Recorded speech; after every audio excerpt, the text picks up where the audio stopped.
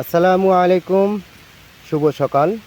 কাছে দূরে যে যেখানে আছেন সবাইকে গ্রিন লাইফের পক্ষ থেকে শুভেচ্ছা ও অভিনন্দন। আজ পহেলা শ্রাবণ, এলসি পানের ক্ষেত। এখানে সকল প্রস্তুতি সম্পূর্ণ করা হয়েছে। এখন বাকি রয়ে গেছে বরজ বাঁধার কাজ। আমরা ইতিমধ্যে কাজ শুরু করে দিয়েছি। এখানে বরজ বাঁধার কাজ চলতেছে। আপনারা দেখতে পাচ্ছেন সুন্দরভাবে বরজ বাঁধার কাজ চলতেছে।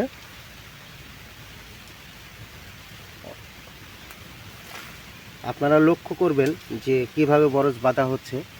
এখানে একজন কর্মরত অবস্থায় আছেন, তিনি বরজ বাঁধতেছে।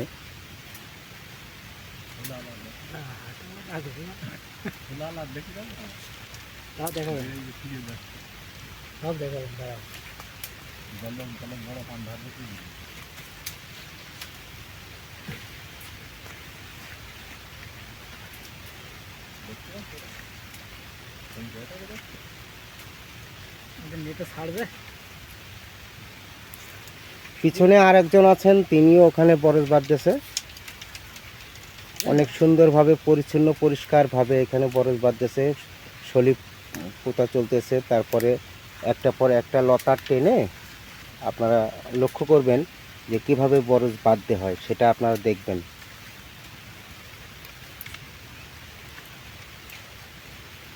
আমি চলে যাব এখন সরাসরি এই বরজের প্রতিষ্ঠাতা এবং মালিক যিনি, তিনার কাছে।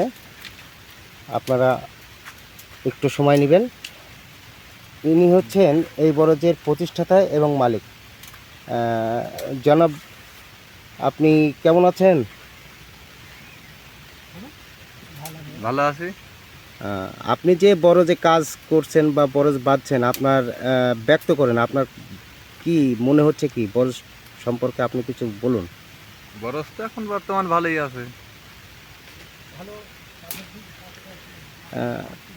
এই ভদ্রলোকের নাম হচ্ছে আমির হোসেন, আমির খসরু।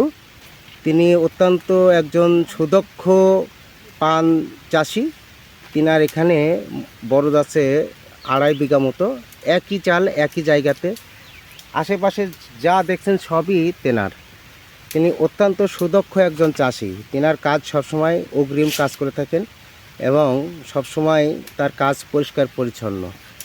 তার রেগুলার একজন কর্মচারী আছে, আমরা এখন তার কাছে যাব। আলফাজউদ্দিন আলফা বাটাম। এই যে আলফা, কি অবস্থা? ভালো। কি করো? কিন্তু এটা তোমার চেহারাটা দেখাও, তাকাও, একটু হাসি দাও। বাহ, খুবই সুন্দর একটা লাজুক ছেলে। সে কিন্তু প্রতিনিয়ত এই ক্ষেতে, এই বরজে কাজ করে থাকেন। ডেলি কাজ তার। সে যদিও একটু ছুলো, তারপর তার কাজের আকৃতি এবং ধারণা অনেক বিচক্ষণ এবং প্রশিক্ষণপ্রাপ্ত। সে একজন সৈনিক।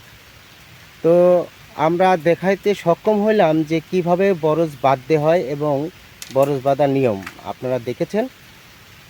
আমি সোলাইমান, চুয়াডাঙ্গা থেকে সমগ্র বাংলাদেশ। এখানে আছেন আর একজন ভদ্রলোক, তিনিও এই কাজে অভ্যস্ত এবং এই কাজ করে থাকেন প্রতিনিয়ত।